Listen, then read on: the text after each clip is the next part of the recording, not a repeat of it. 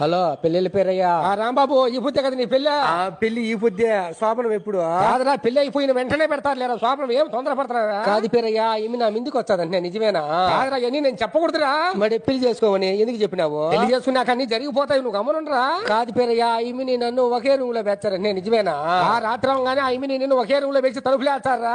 కాదు పేరయ్యా, ఈమె నేను ఈదులో పడుకుంటాం పేరయ్యా. కాదురా, ఈదులో పడుకొని శోభనాలు చేసుకుంటే చూసే వాళ్ళు నవ్వుతారా? మరి మా అమ్మ మా నాయన రోజు ఈదులోనే పడుకో ఉంటారా? ఎవరు నవ్వలేదా? కాదురా, శోభనం అయిపోయిన తర్వాత మళ్ళీ ఏడైనా పడుకోవచ్చురా. కాదు పేరయ్యా, శోభనం వద్దని చెప్పు. కాదురా, నీకు పిల్లోడు పిల్లగా వద్దు నీక.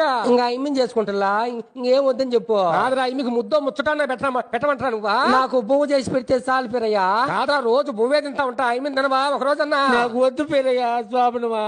యాడ్స్ కాకరా. మా ఎత్త చెప్పింది ఐమి నేను ఒకే దుప్పట్లో పడుకోవాలంట పేరయ్యా. కాదు, పనుకోరా. నాకు ఉబ్బ పెడతాది, నేను ఈదిలో పడుకుంటా. కాదురా, పెళ్ళైన కొత్తలో ఎవరు చూడని చోట పడుకోవాలరా.